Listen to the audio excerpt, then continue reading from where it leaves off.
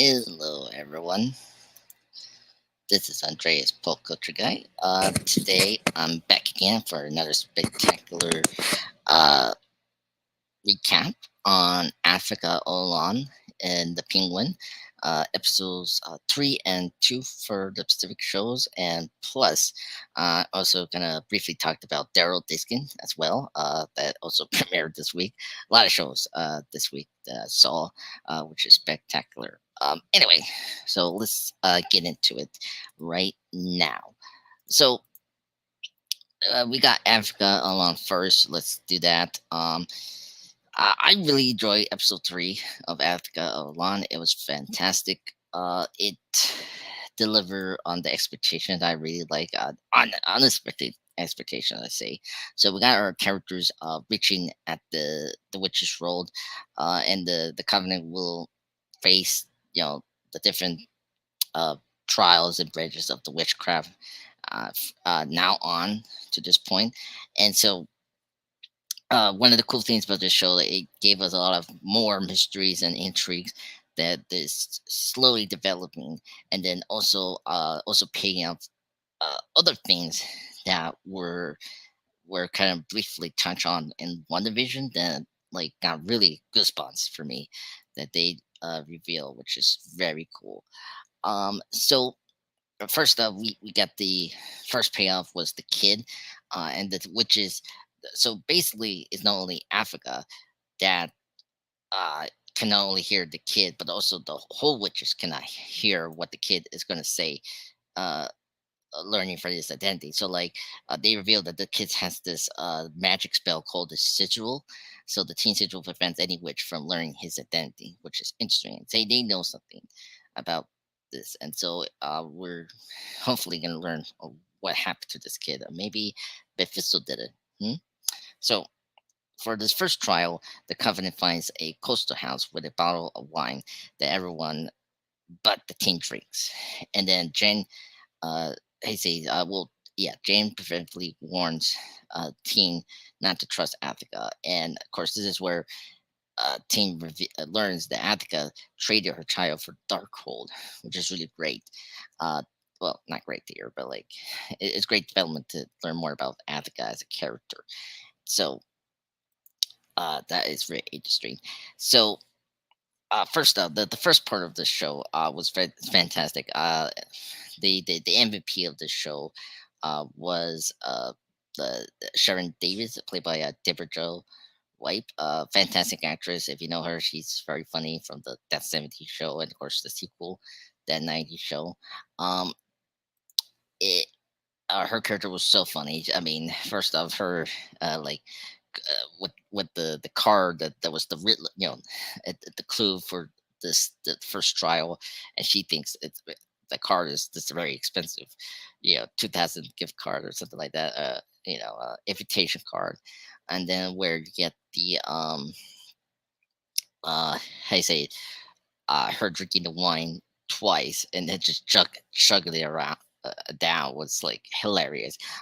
She was fantastic. But I was surprised that Sharon dies in the end of the episode, which was very intriguing. I mean, first off, I just want to bring up the point.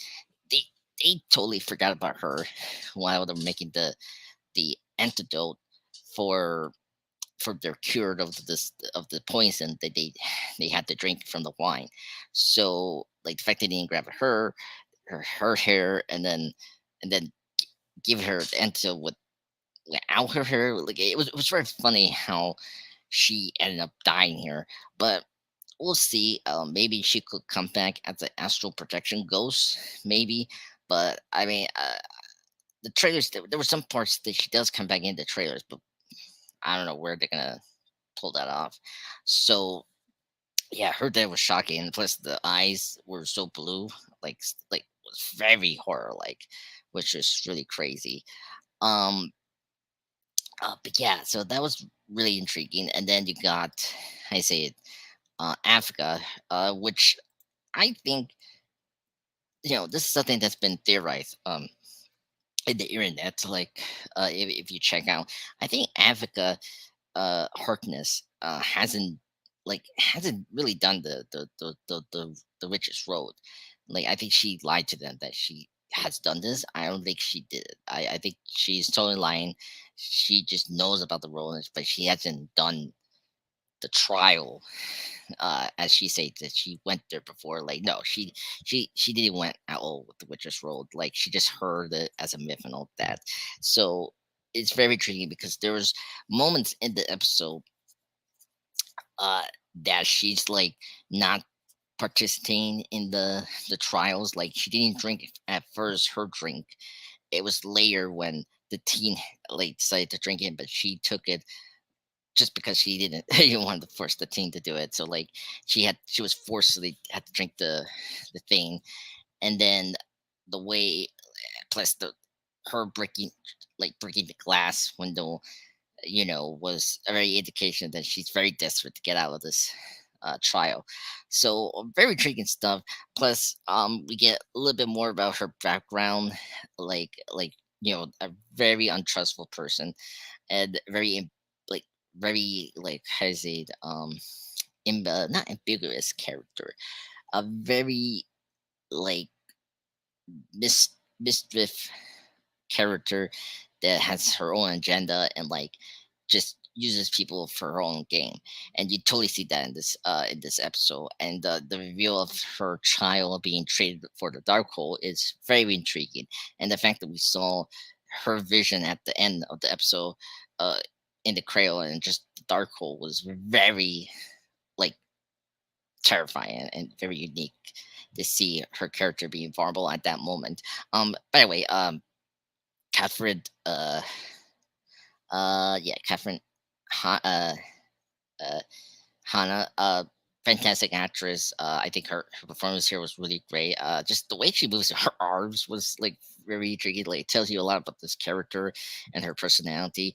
She's doing an amazing job in her show here, and which is really great. But also other cast members are really awesome here. Another one that stand out here that's doing really well is the Jennifer Kell character played by Sasha Cement. Very awesome actress. That's the bound sorceress in the Covenant, who is the potion expert. She was really great here. Her vision of this doctor like drowning her in the sink was really creepy, and intriguing. So I'm very curious, like what happened to her, like why she's bound in the first place. A lot of people theorize that she could be like a nurse from like she was like a former nurse and then she did something wrong. Very intriguing stuff. Like she's a character I'm very looking forward to learn more about. Um, yeah, and then what else? The other one, the Alice Wu character, who is the protector witch. Her I'm really liking her character as well, and it was very interesting when she talked about the tattoo she has, that's her mom forced her to do it because it can protect her and her family due to a curse that's like plaguing her family or something like that. That was very intriguing, but her vision was very creepy as well, like seeing her mom and then telling her that the without doing the tattoo didn't help save her. Like it was like very like dark material here. And then the other one, Lydia, the Sicilian witch whose skill is the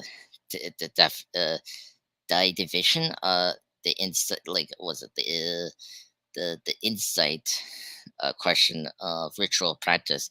Her vision was really like 824 levels of creepiness. Just her probably from her time. Uh, um she she warned the people back then about a curse that was going to plague them, and the fact that they didn't believe her, they blame her because she told her that this future that's going to happen to them. um yeah, so like the trials were very interesting. This first trial was really cool and just set the mood right away with its dark atmosphere. And plus something um when I was viewing this at the MC Bleeding Edge, I've got on episode three, yeah, 2 3 recap discussion. I didn't bring this up, or we didn't. I didn't know this until I saw one of these like theory breakdown videos about the show, and they brought up the house and them dressing up is a reference to the like almost like a home wives kind of shows like Desperate Housewives, or in this case the HBO show Little Big Little Lies, the Nicole Kidman show and Reese Witherspoon show. I didn't know they were referencing that, so that was really cool. They referenced another uh, television genre that's very popular in sitcom slash cable TV. So they're still doing the One Division TV episodic episodes, but they're not like shoving us they're not like showing us at our faces. They're like subtly doing that. So here is like they're showing, how like this is a big group, like a big group of women. You got the one, token black woman, like Big Little Lies, or some of the shows I brought up, reality TV shows like Desperate House, not Desperate House, right? That's cable, but like the Housewives of Atlanta or something like that. I don't know, like in that section, which was really interesting. So I'm very curious where we're gonna do next. It's gonna be more horror based. What type of genre they're gonna do? So I'm very curious about that. I thought that was a very interesting thing to do. Other thing, uh, what else? Oh, and a lot of like witchcraft and wizardry industry here. Like I really like. There was a like couple of Hansel and Gretel references here, which is intriguing. The big one was like the oven. The the way they had to escape from that house was to go into oven. That was how the witch gets killed from that storyline of Hansel and Gretel. So that was like really cool. Really dug into the attention detail of witchcraft, which was really great. Um, then what else? Well, I guess the big thing that we have to bring up was the name drop of Mephisto. Mephisto, yeah, Mephisto, something like that. So the name drop of Mephisto. I was surprised they did it that quickly uh, in the third episode. So I'm like so happy they announced that after so many theories, so many episode theories in one division, the this character could have been the main villain, and didn't happen, unfortunately. And something that when the break room breakdown theories, particularly one channel I saw, like the break room that's connected to new rock stars. They One of them brought up that Jeff Chick Jeff how you say it, Jack Schaefer, Jack Jack Jack Safer.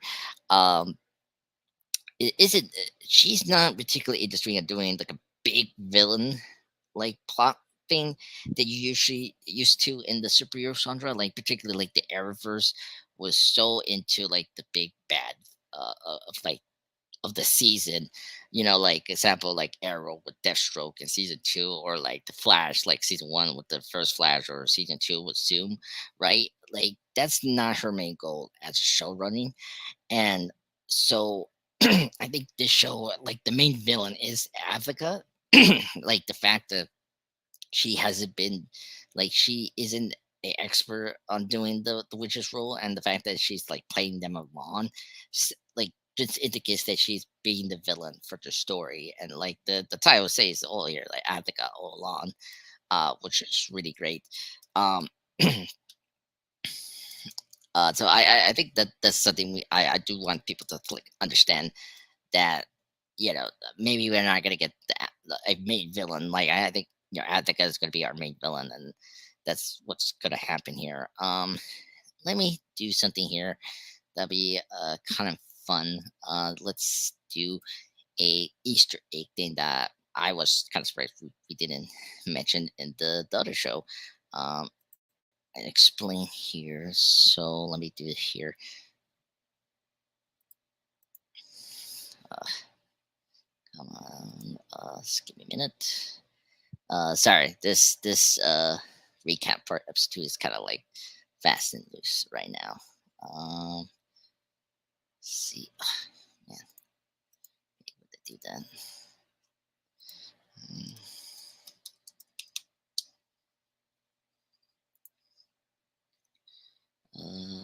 Hmm, okay, good. So, let's do this. The amulets. That's something I want to bring up. So we do see clearly. Each witch has their own amulet, not just Africa. So that was really cool to see, and each one represent the kind of roles they're playing in the show as witches. So that was really cool. Oh, this one was very funny. The huge tiny lies. Uh, for the car is a great homage to the HBO's Big Little Lies I mentioned before. So the HM official I brought up. So I'm very curious. Oh, other theory. I think the kid. Some people are just this. Like I think he could be a vessel body of Mephisto, and I think that the teen is not Billy, but it could be Mephisto in a different form that ages, and like maybe at the end we'll see like the older version of Mephisto from this body as Sarah Baron Sarah Baron Cohen, the actor that was cast to be Mephisto in the Iron Heart show. That could be the setup here. I don't know. The kid is very interesting right now. I think he could be that, or in another way is actually a new form of Nicholas Scratch, Africa son, she doesn't realize that's the son, and it's just like the spell is kind of blocking her memory or something like that, or the information correctly. Um, yeah, so that was like the other one, like a theory that I can recognize. Um, Oh, and like of course, Jennifer brought this up. Jennifer Kell brought up that Attica likely couldn't recognize her own son if she showed up on her doorstep. So that's another hint that the Billy kid could be Attica's son, Nicholas Scratch. What else? That was like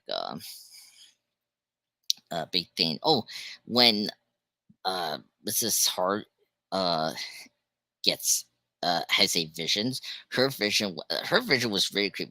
We didn't see her vision, but her vision was the first episode where she's telling Wanda to please let him breathe. This is her hallucinating her dinner scene in episode one, where her husband, Mr. Hart, that passed away. Uh, Between these shows, WandaVision and Africa, that uh, he almost choked one of the foods that he had during that dinner. So, very cool callback from that. Yeah, you got the dark hole that we saw again, which is really great. Oh, uh, just kind of like wrapping up this episode two review. Episode two review on Africa all along. I think it was cool and criticism that they did was heads will roll by the Hayes. Is that correct? Which it became popular, I think, in trailers, particularly in the Batman related trailers, which was industry. Is it Batman doing trailers? No, no, no. It was popular in the Gotham Knights trailer for the video game that came out a couple of years ago, and it was used in Chucky in the first season one trailers. So really cool it's on there. Overall, I getting into the Penguin, but like ramping up episode three of Africa all along the through many miles of tricks and trials. I think it was a great episode. I thought it sent us a great direction for the next couple ones this month. So I'm very excited to continue this show. I gave this like a 9 out of 10. So this is definitely the best out of the first two episodes. So because the first two episodes are like pilot, uh, like episodes as Jack Schaefer has brought up in the interviews, and I think this is the show that we're getting is the trials witches. So I'm very excited for that. Now let's move on. Get into the penguin. Now this is gonna be something I'm very excited for. So episode two, the penguin child inside man. We see in the aftermath of what happened the episode here where Penguin is trying to play both as a mold for the Maroons in the Funkones. And first off, fantastic um, second episode. This show, The Penguin, is one of my favorite shows of 2024. I thought that this was fantastic. I I I think one of the things that I was like very excited for was to see what like to get to the pace here, I agree with what Jeff say, and in episode yet 2 days ago, on Monday, about the pacing, because now the pace will be maybe much more faster than the first episode, because first episode was like a full hour, uh, first episode, where the pace was like very slow, but like it was like paced very well. This episode was well paced, but like it was like fat, right, right fire, which was great. Full action, great conversations, characters with dialogue, performances is like top notch here. I mean, Colin Flower, fantastic as the Penguin. He just nails the character here so well. He's definitely my the definitive versions of the Penguin, as I stated before last week with the recap episode one. Um, so so what we got here is the first opening. We get Sophie undergoing therapy and suffers like a panic attack after hallucinating a brother's mother, and she storms out the therapy office, intended to avenge her brother's death. That scene was very cool. Like I was not expecting that. You see her wearing an Arkham prison suit, very similar to the Riddler and the Batman. Um, you know, the the whole it's similar to the set, like the cell thing that Batman has to visit the Riddler, and plus the delete scene with the Joker, right? That scene was so fantastic, and I like the small details of the red, how you say, LD light that like how you say sensor into um how you say like sedate sleep, sedate um I say sedate, sedate sleep. You can say of dream, of her condition, right? And it was really cool detail. And then when we come back into reality, like you see the LD red light, which was really really cool. Um, one of the things that I think was really cool to see was uh the therapist. A lot of people thinking that therapist could be Hugo Strange, but I don't think that's gonna happen. I think that's just another random character that's gonna be seen here and there, but not like as important. Maybe, but he was very. Like, it was kind of weird. He was like very close with Sophie, which is kind of interesting. But yeah, I just think it was very creepy. Uh, anyway, so let me get something here for the Easter eggs. Um, After that therapist is done, you got Oz visiting again Barone, who is angry over his actions. But Oz defends his existence, and he does convince Barone to continue their partnership by helping him with the drop shipment that will be taken by Barone's crew. However, so he does that. We see, how you say, Marone's wife, who's going to be a major character here, and the son as well. Um, that was really cool. The wife is a very famous actress that you see her a couple times in like Bios Galactica. No, I see her first like in Star Trek Beyond, and very famous Spanish actress.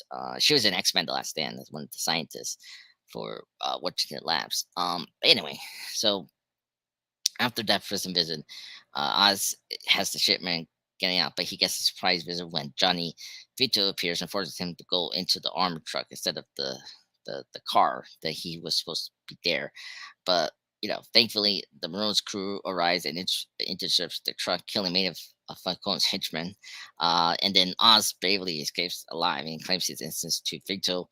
Um, so like very fantastic action scene, like very casino, very like Scorsese kind of action, and it was a very funny joke. Like the bus, the truck driver, the driver driving that truck, was making a joke about seagulls, which is funny. And then I love the joke that Penguin did was like, what's the difference between mafia and government? And then he said, the mafia organized.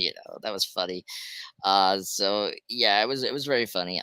The gun he uses, Jeff brought up the name of the gun that Penguin uses. It was a Uzi. That's the same gun that he uses in the Batman. Before Batman chases Penguin in that famous car scene we would get later in the film. Um, so that was really cool. And so now the shipment is now by Ron.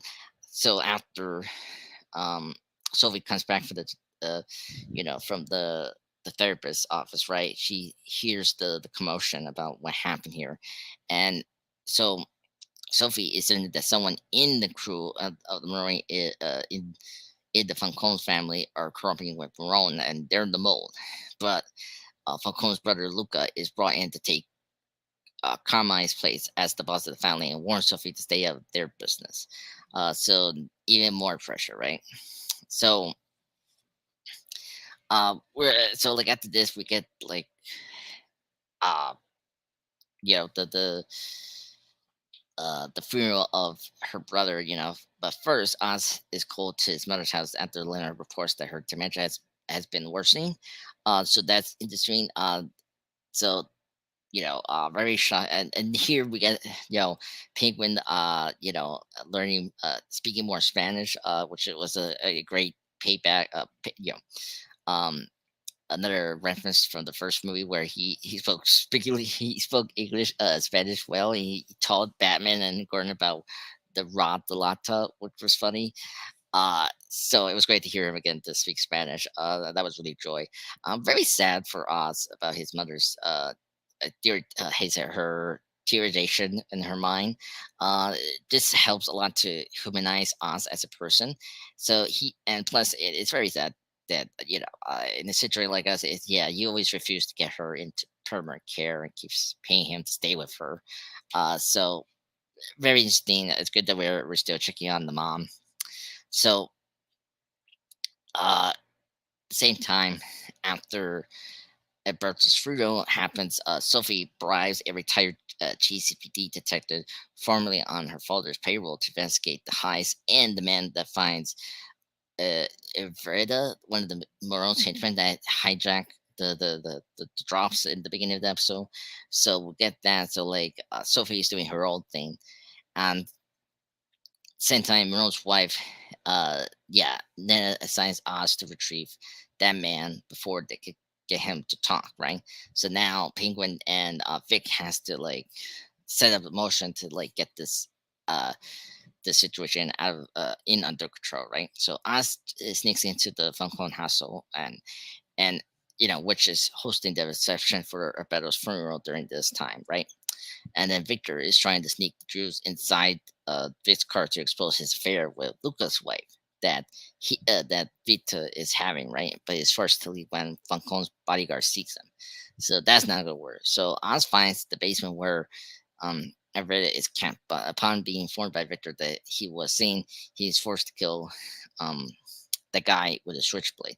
When Sophie and Luca find the corpses, they place the house in lockdown and force everyone assigned to the truck, including Oz in the room, right?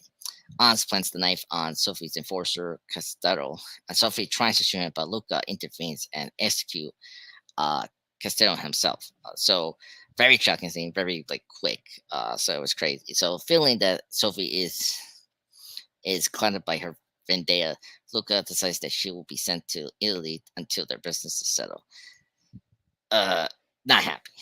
That night, Oz makes Victor dig a grave for the bodies for those men, warning him to stay focused or he will end up just like that. Very tough scene. Like it was very crazy that Vic is still wants to do it. The interesting about Vic, the fact that his relationship with Penguin is very interesting. Still, I like that he's doing this stuff. It was very interesting in the middle of the episode when Penguin gets his like friend, his girlfriend, that's the prostitute, right? He gets Vicky gets a text from someone. Where is he? Like, where are you? Right? I say before from the Monday report that it could be a friend of his and the Crown Point that he used to live before the flood, and I think she's worrying about where he is at. So I think that's what's going to happen um, with that text and all that. So we get uh, you know what else? Then Penguin, while they're in the dig, Penguin gets a call from Sophie to meet at the family crib, and she asks him for a permission to wipe out the Falcone family heresy, so she may step in and take complete control. And then end credits. Fantastic episode, episode two. Really fantastic.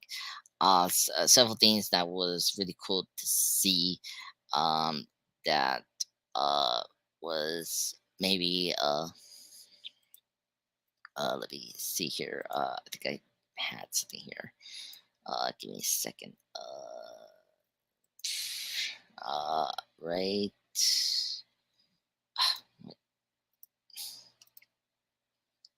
Okay, right here. Number of things. The Arctic jumpsuit. Another mention of Robbinsville near the Borough and Crime Alley.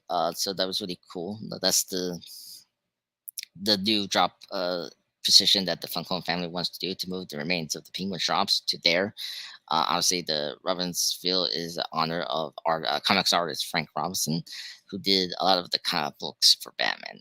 Penguin's Uzi, as I said before, was used in the Batman again here, so it was great to see that again. Now, Uncle Luca. Now, I thought this was a made-up character, the main brother of Carmine.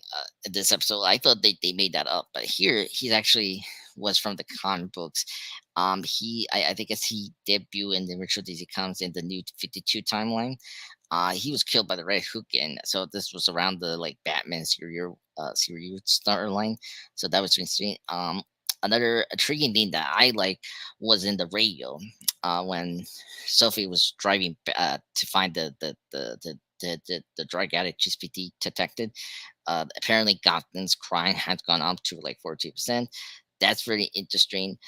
Uh, that because of since the Riddler's attack with the flood measured towards that. So like it's only like where is Batman doing? Like, I mean, look, Batman is trying his best to save the city. So I don't know, like now that it's now even more pressure to keep the city safe because now the crime has gone up because of the floods and all that what Riddler did, which is kind of interesting. Plus, we get more information. One thing I appreciate about this episode was getting a bit more information about Sophie as a serial killer, aka the Hitman. And apparently, she killed several women. Prior to her release. Uh, the radio talks about this. That's the confirmed deaths. There could be even more. But and the reason she is released is due to her being recently exonerated. So we don't know why.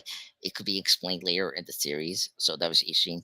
And speaking of the bar, it was funny when the GSP detective asked the bartender that he has some drops. He say, "I don't have it," and then he say, "Come on, I know you have it." And then he say, "Take it up with the Riddler." So it's still great to see the Riddler. This character that was the main villain for the Batman, he has really affected the aftermath of the show, and you're seeing not only his Myers still out there, with the codes and all that, but also you see like people like really looking up to this character. So like the like we're seeing that Gotham facing the fallout of what the Riddler did here. This like confirms like the Riddler's flood in the Batman almost completely wipe out the city's drop supply, which has caused a massive drug epidemic. So very interesting where we're gonna head out here. Oh, the detective here, Detective Maurice Weiss, is another crook shot from the DC comic books. He apparently was in the New 52 as well. He like always clashed with Tim Drake's Red Robin. So that was very intriguing when I was doing my research of here in my notes here. So yeah, really intriguing here. The lady that Vic Tonks during in Penguin's apartment uh brought up like a real no man's land. That was a really cool way to reference the major Batman comics event, the storyline, the No Man's Land. So that was really cool to hear, and it's very, very similar to No Man's Land. What else? Penguin was talking to his girlfriend Eve, Carlo, right? And he brought up, when Emily said that I am trying to reopen my new club, which is the Iceberg Lounge, which we do see, I think, soon to be rebuilt and be like totally reoperated yet again. That would be cool to see it because I like you need the Iceberg Lounge for the Penguin. Like it was great to see in the movie, which was great for me because I mean I grew up watching the new Batman Adventures, and the Iceberg Lounge was such a setting for the Penguin, right? yeah, and then of course I brought up Penguin speaking Spanish. That was really cool. Like he tells Batman, like, I'm the one who knows the difference between ill and la. You know. What else? Again with the Riddler, we see like the Riddler signs at Brota's funeral. So seeing it still has flowers. Um, what else? We got this other character, Caroline Vito, Sophie's cousin. That scene was really creepy. How she at first was very friendly to her, but then when her kid came up, her dress was a little, I think, undone or something like that. Sylvie was trying to fix it, but then she pulled her, like the cousin pulled her daughter away from her, but Sylvie was able to fix her dress, the daughter, but she did it in a much more intimidating way to like just scare the cousin away. And the reason I'm bringing this up because in my notes, she was actually the 11th victim for the holiday killer in the Long Halloween. Um, but however, this is different from the comics because he, instead of being Sophie's cousin, it's Luca's daughter and Johnny's wife. So, yeah, very intriguing. And the real she was like Carmine's sister. So that's something, and that was Sophie at in the Long Halloween. So anyway, and that's it. Anyway, so like overall episode 2 of the Penguin, amazing, fantastic. I thought it was really great. Very excited for episode 3. Very curious what they're gonna do the next moment. So yeah, that's really it for the Penguin episode. Uh, the episode 2 of Penguin. But meantime, let me briefly discuss Daryl Dixon, the Book of Carol, season 2. Um, I know this wasn't in the tiles, but it was. I was kind of like, well, we do it now, to talk about it. So we got our season 2 premiere of Walking Dead Daryl Dixon, titled The Book of Carol. So we get our reintroduction of Carol back to the Walking Dead universe, the hardened survivor and the former member of Rick Grimes' group in the original show, who begins searching for Daryl in America after losing contact with him. So she's now part of the main how you say cast. So overall, I thought episode 2, season 2, episode 1 premiere was very good. I gave it an 8 out of 10. I think it was very decent. It is not the best premiere after season 1. There were decent premiere that you cannot top. That was really great season 1 premiere. Um, but it still did good. I mean, this episode was mainly a Carol introduction for getting to her character to be at French and trying to look for Daryl over there, which I appreciate. We didn't have to wait like episode 2 or like episode 2 or episode 3 to get there. I was very happy that she found something to get overseas and like um and find Daryl in Paris slash French country, which is great. But I do agree with Jeff. The pacing was very slow. Some of it was dragging, which makes sense. We're Carol had to get there. She has to have to get close to this person that has the resources to get over to overseas, right? So first off, let's get it. Let's kind of get quickly get over the Daryl scenes because they're fine. But it was just like getting back to the Swain things here. Daryl Dixon, let me just give me a second here. Um, let's see. I'm just trying to find. Uh, okay,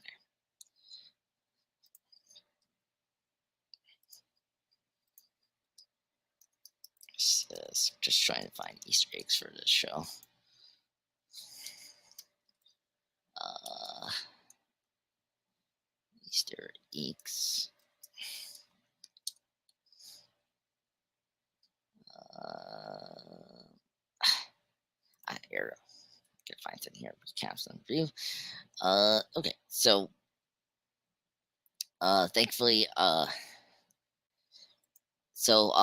Daryl storyline in episode one was very intriguing. We're in 2 weeks after choosing to save Laurent and stay in France for the time being. Daryl is trying to train the boy in fighting and the undead, and clashes with Slaron about his more violent ways compared to the Ewan of Hope's pacifism, which Daryl struggles with the feeling of not belonging and missing those that he left behind in America, right? But after Dren's troops capture Falon and Emily, one of the other groups that's helped Daryl and Isabel from season one were captured, so very intriguing. So Daryl leads a raid and rescues them. But although Dren managed to escape before he can shoot her in, uh, we get very interesting things like, something is really up with the Ewan passive in the group. They have some other agenda with the boy. So I'm very curious what's gonna happen with that. Um, Honestly, Isabel supports their train the kid about fighting. So I'm very curious about that. It was a very like this episode was less focused on Daryl, more on Carol, as I said before. So it was a little bits of here or there to see what was going on over there. It wasn't that bad. We'll probably see more of that next episode maybe because now that Carol is going overseas. But this episode was mainly Carol, which was really great. So we see Carol again. She's searching for Daryl. She finds the auto repair shop where Daryl had collected the walkers before he was transferred to French. She recovers his lost crossbow and forces the man to tell her where Daryl was thinking to French. Right, searching for a way to cross the ocean. Carol befriends Ash Petal, a new character. Ash, whose his young son has died, owns a small plane, which is beneficial for Carol to go overseas. So she gets along with Ash. At first, Ash is a little, very smart and the zombie apocalypse, not trusting this person at first, but they get along because they are very similar people who lost their true land. Obviously, Carol lost her daughter, Sophie, in season two. Famously the shootout farm thing that obviously Shane like knew that the walkers were in Herschel's farm and they were trying to wait for a cure, to cure one of the wives, Herschel's wife, right? And obviously, end up really bad. And then the big twist, of course, Sophie was in the farm, but she unfortunately turned into a walker, and of course Rick had to shoot Sophie. It was a really big shock there. It was like one of those like right there, Walking Dead became Walking Dead, right? And so it was really cool how they brought back that image of the dead, Sophie and Carol, because she is going to stay in the farm, which is like, wow, come on, dude, you at least give her a bed somewhere in the house or something like that. So it was very funny that she has to sleep in this like other room and then a farm, barn, So it was very funny. He obviously wants the Ash obviously wants to stay on his party, which is a shrine to his son, rather than moving elsewhere. So that despite the fact that Carol has an entry Ash's greenhouse without permission, uh, Ash saves Carol from the Lugger attack. Very brutal, and even worse, Carol, didn't think twice to be careful with that. But by playing on his sympathies and claiming that her daughter Sophie is in French, so that's the way she gets asked to take her there. Carol was able to convince Ash to fly her to the French so that they can search for Sophie. And Ash and Carol flies away just as the walkers overrun his compound during a uh, power failure. Yeah, failure that lets them in the gate. Um, so that was the big thing here. Um, what else? Inside. Uh, Oh, okay. So in my notes, I inside the walker, the when it's in the walker and anything damaging. It's just a more for Ash. Then she turns into music that plays "You Are My Sunshine" that she sadly sings while thinking about Sophie. Fans might also catch it being an Easter egg from Carlos send this on to Negan in season seven. So really cool callback, right? Uh, so and then also he also cherry rose in the face, the same flower that Daryl gave Carol after Sophie's death. Another cool callback from that. Very cool callbacks for season two. This is what else? Yeah. Oh, yeah. And it was great to like listen like the whole life of Carol. Like obviously she explains to him about her previous life. Her difficult marriage with Ed, the awful husband in season one, and then their daughter Sophie. This is Carol starts to cross the line, but whether she's going to do lies to Ash about Sophie's fate, which was kind of funny. Because she is saying that Ed took her to visit his aunt before the outbreak, which is kind of crazy. Um, but yeah. So and then obviously towards the end of Daryl, the end of Daryl's storyline, Furlong and M were rescued, but Jen escapes from Daryl in the sort of official moment. So yeah, overall, really enjoyed this.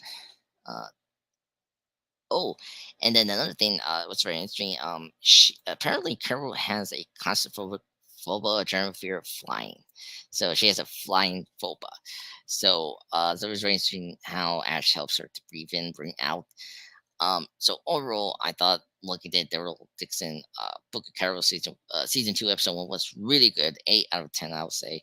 I thought it delivered on all, like, get us back to Carol as a character, and see where it's gonna do now. Now getting to going to France and finally find Daryl. So that's gonna be very exciting. So yeah, let me just to wrap up everything here. I just want to thank everyone for listening, or later see this, hey say live stream recap review on the Africa Alon and the Penguin. Thank you so much, guys, for tuning in. I will come back next week for episode 3 on Africa Alon for episode, yeah, 4, and then of course the Penguin episode 3. Okay, so thank you everyone. Have a nice day, and I'll see you guys soon. Tonight for Africa Online episode 3 recap review over MC Really Edge uh, channel.